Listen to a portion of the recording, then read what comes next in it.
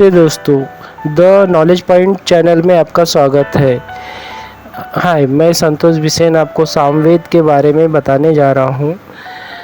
ये सामवेद विश्व के 4 वेदों का उपवार है। ऋग्वेद ज्ञान है, यजुर्वेद कर्म है, अथर्ववेद विज्ञान है, लेकिन सामवेद साक्षात आनंद और संगीत है। दोस्तों, क्या आप जानते हैं कि भारतीय शास्त्रीय संगीत की उत्पत्ति सामवेद से हुई है। साम का अर्थ होता है गान या गीत। भगवान श्री कृष्ण ने गीता में स्वयं कहा है, वेदाना सामवेदोस्मि, अर्थात वेदा मैं सामवेद हूँ। आज के इस वीडियो में हम सामवेद की गहराई को समझेंगे। सामवेद की संरचना, स्ट्रक्चर ऑफ सामवेदा। सामवेद आकार में चारों वेदों में सबसे छोटा ग्रंथ है, लेकिन इसका महत्व बहुत विशाल है। इसमें कुल 1875 मंत्र है। रोचक बात यह है कि इनमें से अधिक मंत्र ऋग्वेद से ही लिए गए हैं। तो फिर सामवेद अलग कैसे है? अंतर है कि गायन में ऋग्वेद के मंत्र जहाँ पढ़े जाते हैं, वहीं सामवेद के मंत्र गाए जाते हैं। सामवेद को 2 मुख्य भागों में बांटा गया है। ये 2 भाग कौन से हैं? तो पूर्वाचिक और दूसरा है उत्तराचिक। तो पहले पूर्वाचिक की बात करेंगे हम। इसमें देवताओं, मुख्यतः अग्नि, इंद्र और सोम की स्तुति के मंत्र हैं।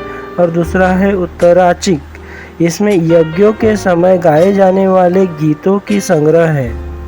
समागम और संगीत का विज्ञान, साइंस ऑफ साउंड।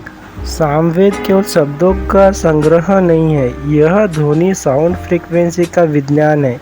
प्राचीन काल में सामवेद की 1000 शाखाएं थी, जिनमें आज मुख्य रूप से 3 उपलब्ध, कौतुम, रानीय और जैमिनीय। सामवेद के मंत्रों को गाते समय 7 सुरों का प्रयोग किया जाता है, जिन्हें सप्तस्वर कहा जाता है। सामवेद हमें सिखाता है कि सही उच्चारण और लय से उत्पन्न ध्वनि का हमारे मन में, मस्तिष्क पर गहरा प्रभाव पड़ता है। इसे उद्रित भी कहा जाता है, जिसका केंद्र बिंदु ओम है। सामवेद का महत्व केवल धार्मिक अनुष्ठानों तक सीमित नहीं है। मानसिक शांति, सामवेद के मंत्रों का श्रवण तनाव कम करने और एकाग्रता बढ़ाने में सहायक माना गया है। कला का आधार, भरत मुनि के नाट्य शास्त्र और संगीत के सभी घरानों की जड़ें सामवेद में ही है। यज्ञ महत्व में आपको प्राचीन काल में जब जटिल यज्ञ किए जाते थे, तब उद्गाता नामक पुरोहित सामवेद के मंत्रों का गायन कर वातावरण को शुद्ध कर देते थे। सामवेद हमें यह सिखाता है कि आध्यात्मिक नीरस नहीं है, यह संगीत, लय और सौंदर्य से भरपूर है।